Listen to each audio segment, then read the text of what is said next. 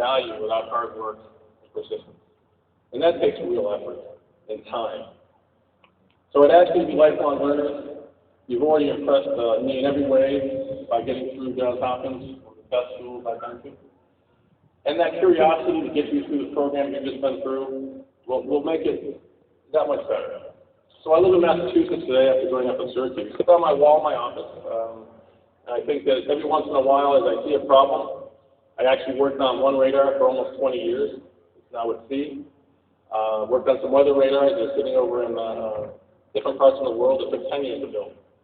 Not everything is your craft. The domain knowledge you learn and know in your peers. I've talked to many engineering graduates, and they ask, how do you get to won't help you? In industry as well as in academia. So look around you. The speech I got when I came to school says, one of you won't be here. I will tell you in industry, you will all be there. And 20 years later, as you try to get a big project done, if those peers aren't there to help you, you will not get ahead. You will not accomplish great things. So collaborate, work together, share your knowledge, share your ideas, and learn to work within a team to create some great value together. I think, and I'm not sure of all the statistics, but about 60 or 70,000, that's a very small number in the U.S. for a country with hundreds of millions of people. There may be a lot of you here today, and you may even feel like everybody you know is an engineer. My guess is when you come into work or you go into society, that feeling will go away. It certainly has for me. And I am more and more impressed when I come to universities how wonderful it is to see so many in one place. You're a scarcity. You're a rarity. If you're struggling to figure out what you're going to do next, you can do anything. You can go to medical schools, you can be lawyers, you can go and become CEOs. Pretty much nothing can't be done with someone with an engineering degree, because you learn how to think critically. 20 or 30 years working, because I think there's nothing I can tell you about what you're going to see in the next 5 years. You know more than I do. You know more about the technology. Today, when I was in school, I noticed over Dean Jones's office, he had a slide ruler that was bigger than I was. You really want to run a corporation? Tell him. It's important to be open and honest.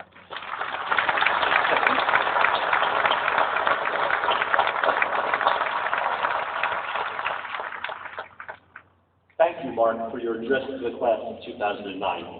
I'm Ed Scheinman, the Vice Dean for Education. We will now proceed with the degree ceremony. We will begin with the presentation of hoods for all Doctors of Philosophy candidates. The hooding will be done by each student's advisor or other faculty representative. The actual awarding of their diplomas will take place at tomorrow's commencement ceremony. I would ask all the participating faculty from the department to come down to the front of the stage as I call the name of that department.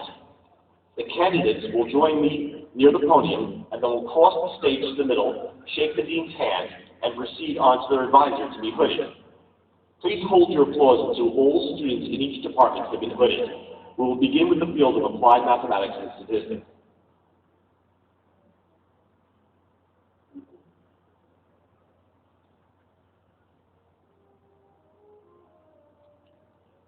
Elizabeth Beard, who will be hooded by me.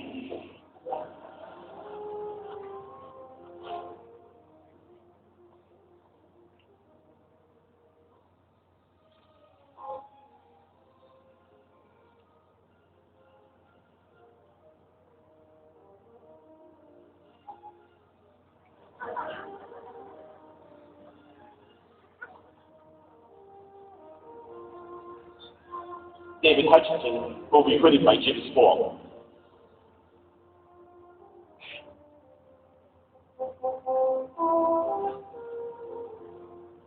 Next will be the field of chemical and biomolecular engineering.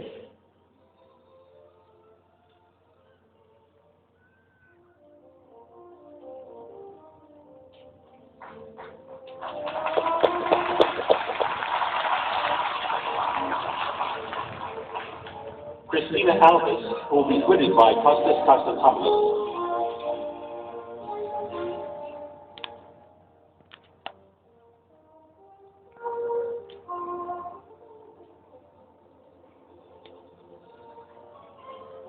Yimin Chen will be hooded by Mark Donahue.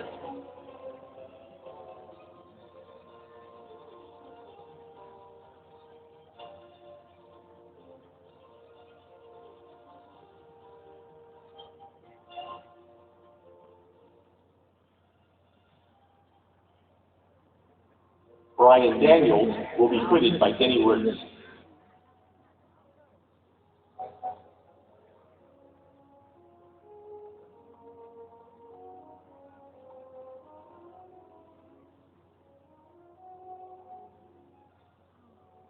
John Guston will be hooded by Ben Ho Park.